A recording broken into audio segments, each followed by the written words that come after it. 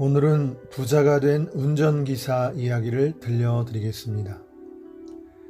이가성은 중국 광둥성에서 태어난 기업인으로 중국 최대의 기업 집단 청쿵그룹의 창시자입니다. 중국과 동아시아 전역에서 가장 부유한 인물이며 중국인 중 세계 최대의 부자 중 한 사람입니다. 이가성의 어린 시절을 보면 가족들은 대대로 고귀한 선비 집안을 지낸 인물들이 많았습니다. 그래서인지 이가성의 아버지는 항상 남에게 빌부터 얻어 살지 않고 스스로 벌어서 스스로 쓰는 스타일이었습니다. 이가성도 어린 시절에는 아버지의 영향을 많이 받아 절대로 남에게 피해를 주지 않으려고 애를 썼습니다. 하지만 이가성의 아버지는 불행하게도 그의 어린 시절에 돌아가셨기 때문에 결국 이가성이 어린 나이에 가장 노릇을 해야 하는 상황에까지 이르렀습니다. 이가성의 아버지는 남길 유산이 단 한 푼도 없었습니다. 젊은 시절에 결국 이가성은 아버지로부터 받은 청렴하고 검소한 정신을 버려야 했습니다. 왜냐하면 먹고 살기에 급급했기 때문이었습니다. 때마침 중국은 서양 열강들의 침입을 받아서 크게 혼란해 있는 상태였습니다. 그나마 난징 특별시의 경우는 중화민국의 창시자 순원이 집권하고 있었고 난징 일대는 열강들의 침입이 거의 없었으며 경제도 중국에서 매우 발전해 있는 상태였습니다. 반대로 베이징 특별시의 경우는 외국인들이 이미 주요 기관들을 점령하고 있었기 때문에 대제국이 멸망에 임박해 있었고 중앙정권이 붕괴 직전에까지 이르러서 많이 혼란해져 있었습니다. 이가성은 난징에 도착하여 돈을 벌기 위해서 고군분투를 했습니다. 그는 사업을 하면서 돈을 벌되 절대로 남에게 피해가 가지 않으며 항상 남들을 위한 사업을 추진하는 방법을 찾았습니다.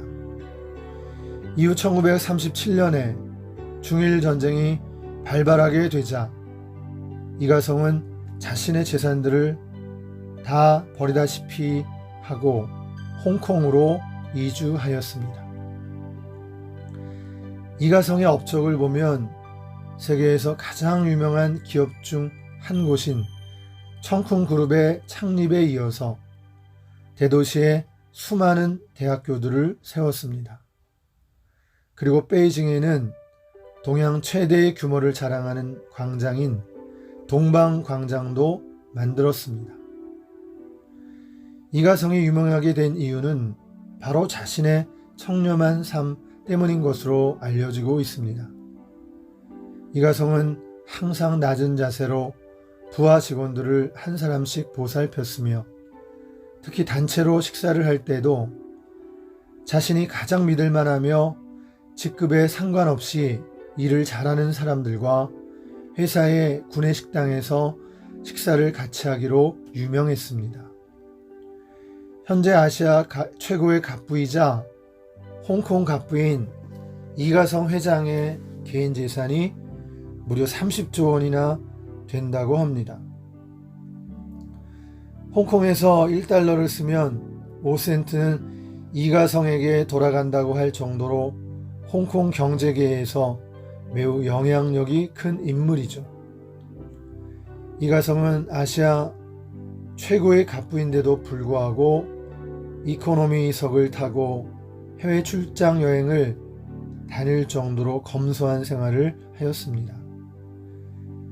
특히 이가성의 어록 중에 교우관계에 관한 유명한 말이 있는데 6불합 7불교입니다.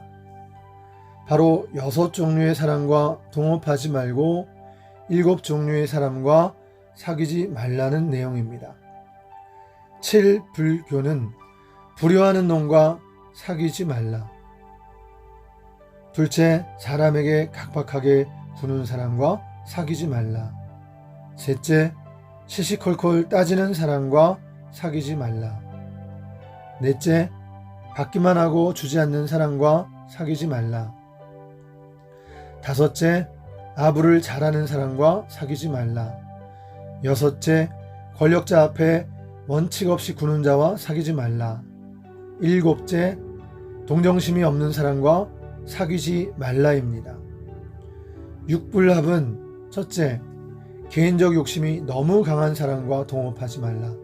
둘째, 사명감이 없는 사람과 동업하지 말라. 셋째, 인간미가 없는 사람과 동업하지 말라. 넷째, 부정적인 사람과 동업하지 말라. 5째, 인생의 원칙이 없는 사람과 동업하지 말라. 6째, 감사할 줄 모르는 사람과 동업하지 말라입니다. 지금부터는 이가성 회장과 운전기사 이야기를 해보겠습니다. 이가성 회장의 운전기사는 30여 년간 그의 차를 몰다가 마침내 떠날 때가 되었습니다. 이가성 회장은 그동안의 운전기사의 노고를 위로하고 노년을 편히 보내게 하기 위해 200만 위엔, 한화로 3억 6천만 원의 수표를 건넸습니다. 그랬더니 운전기사는 필요 없다고 사양하며 저도 36억 정도는 모아놓았습니다 라고 하더랍니다. 이가성 회장은 기이하게 여겨 물었습니다. 아니, 월급이 100만 원 정도밖에 안 되었는데 어떻게 그렇게 거액의 돈을 저축해 놓았지? 운전기사는 제가 차를 몰 때 회장님이 뒷자리에서 전화하는 것을 듣고 땅을 사실 때마다 저도 조금씩 땅을 사 놓았고요.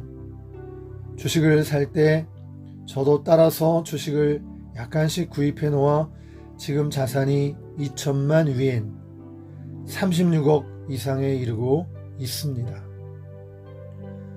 바로 인생에서 누구를 만나느냐에 따라 어쩌면 한 사람의 인생이 좌우될 수도 있습니다. 파류의 뒤를 쫓으면 냄새나는 화장실 주위만 돌아다닐 것이고, 꿀벌의 뒤를 쫓으면 꿀벌의 향기를 맡으며 꽃밭을 함께 논일게 될 것입니다. 물론 사람만 잘 만난다고 잘 되는 것은 아닙니다. 자신의 피나는 노력이 있어야겠죠. 그러나 노력하는 자에게 반드시 기적이 따라온다는 사실입니다. 노력이 기적을 만든다는 사실을 알아야 합니다.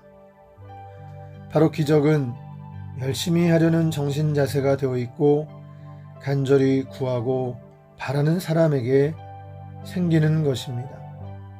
세상을 부지런히 노력하며 살아가면서 꼭 기회를 붙잡아야 합니다.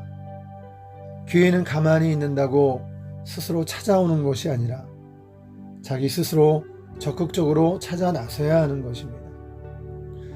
하나님은 힘써 일하는 자에게 길을 내시고 삶의 영광을 되돌려 줍니다.